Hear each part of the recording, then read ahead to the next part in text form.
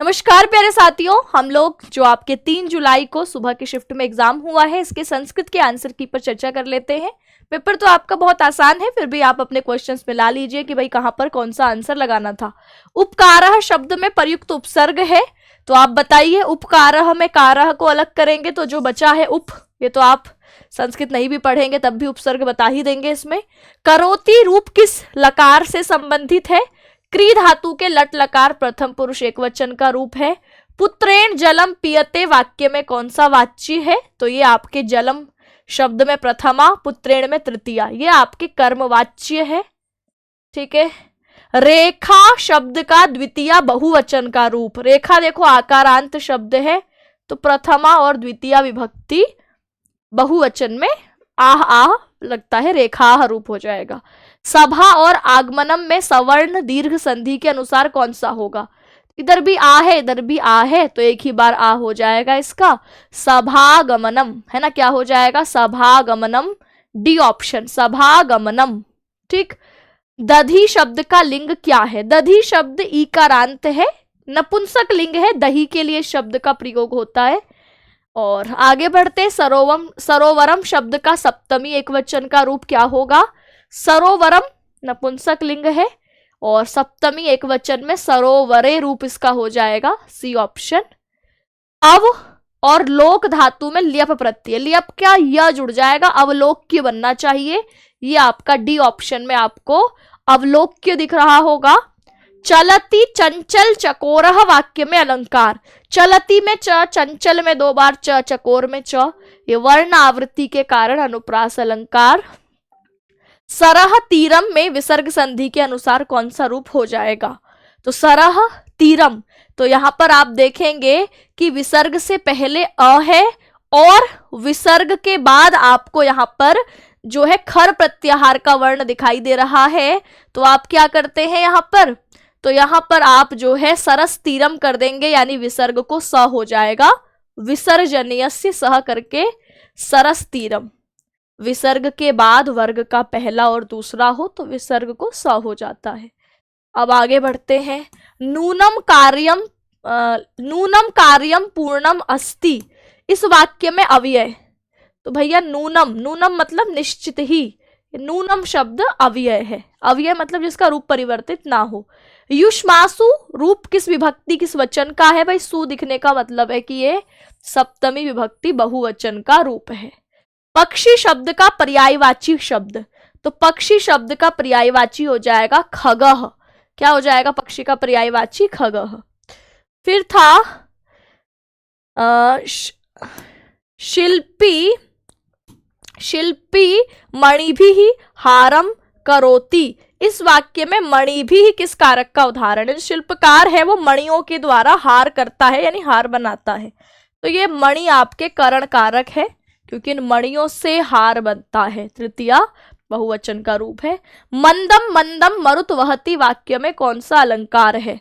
मंदम मंदम मरुत, मंदम में म फिर मरुत में म, तो ये आपके अनुप्रास अलंकार आप यहां पर कहेंगे। अब चलिए आगे बढ़ते हैं।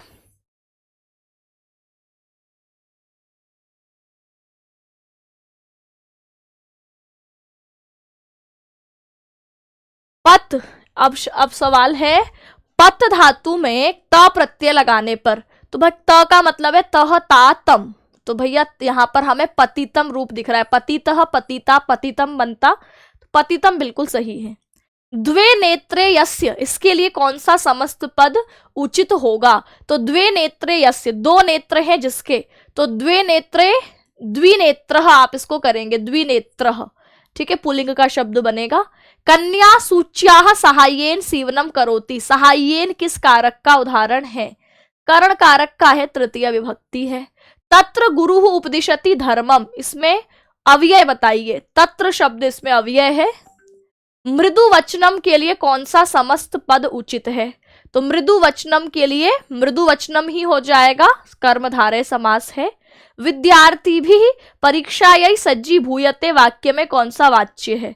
तो यहाँ पर विद्यार्थियों के द्वारा परीक्षा के लिए सज्जीभूयते तैयार हुआ जाता है।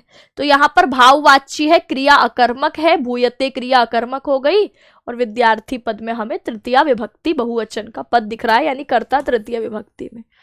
अब है अवलोकते शब्द में कौन सा उपसर्ग है? अवलोकते में आप कहेंगे यहाँ पर अव उपसर्ग है। शुभ्राणी वस्त्राणी में विशेषण, तो वस्त्र का विशेषण है शुभ्राणी, सफेद वस्त्र। आरंभ शब्द का विलोम, आरंभ का हो जाएगा बी ऑप्शन समाप्ति ही। पूर्वम शब्द का विलोम क्या हो जाएगा? पश्चात, है ना, पूर्वम मतलब पहले और पश्चात यानी बाद में। वदती रूप किस लकार से संबंधित है भाई? तीतः, इंति का मतलब है लट लकार वर्तमान काल। सूर्य शब्द का पर्यायवाची, तो सूर्य का हो जाएगा भानु, ठीक है। फिर लिखा है अगला, हम यहाँ पर क्वेश्चंस देखते हैं कि संगणकस्य उपयोगः कुत्र दृश्यते? तो संगणकः उपयोगः अद्य शिक्षा क्षेत्रे, तो हमें गद्यांश में वही लाइन देखे तो शिक्षा क्षेत्रे। संगणस्य अति प्रयोगः कयो क्लांतिम जनयितुम शक्नोति? तो यहाँ पर लिखा है संगणकस्य अति प्रयोगः नेत्रयोः, तो नेत्रयोः इसका सही जवाब हो जाएगा। छात्राः संगणक से सहायेन किम कुर्वन्ति? तो ऑप्शन हम देखें तो यहाँ पर लिखा है तस्य सहाय लेखनम पठनम चित्र निर्माणम, तो लेखनम पठनम चित्र निर्माणम हमारा बी ऑप्शन। तो ये आप लोगों का आंसर की था, आप लोग मिलान कर लीजिए, देखिए आपने कितना स्कोर किया है, और मुझे भी कमेंट में ज़रूर स्कोर बताइए कि भाई कितने क्वेश्चन आपके सही हुए, आपने मेरी कौन सी क्लास देखी थी, और आपने फिर उसके बाद उस क्लास से आपको फ़ायदा मिला नहीं मिला। जो भी आपका फीडबैक, रियल फीडबैक हो, वो आप मुझे कमेंट में लिखेंगे तो भाई मुझे भी पढ़ करके अच्छा लगेगा कि ठीक है आप पढ़ करके गए और आप इतने सही करके आए हैं। और अगर आप आगे सुपर टेट वगैरह देने वाले हैं या टीजीटी पीजीटी, टीजीटी तक आपके जो है ये 6 to 8 जूनियर वगैरह देने वाले हैं, तो वहाँ आपको ये काम आएंगी चीज़ें, है ना। संस्कृत बैकग्राउंड वालों को तो खैर आगे तक ये चीज़ें पता ही होनी चाहिए, उनके लिए तो ये बड़ा बेसिक है, पर जिनका संस्कृत बैकग्राउंड नहीं था, अगर वो भी यहाँ पर अच्छा स्कोर कर रहे हैं तो ये बहुत बढ़िया बात है कि आपने बहुत कम समय में इतनी संस्कृत सीख ली कि आप संस्कृत के बेसिक क्वेश्चंस को हल कर पा रहे हैं। बाकी आज के इस सेशन को मैं यहीं विराम देती हूँ।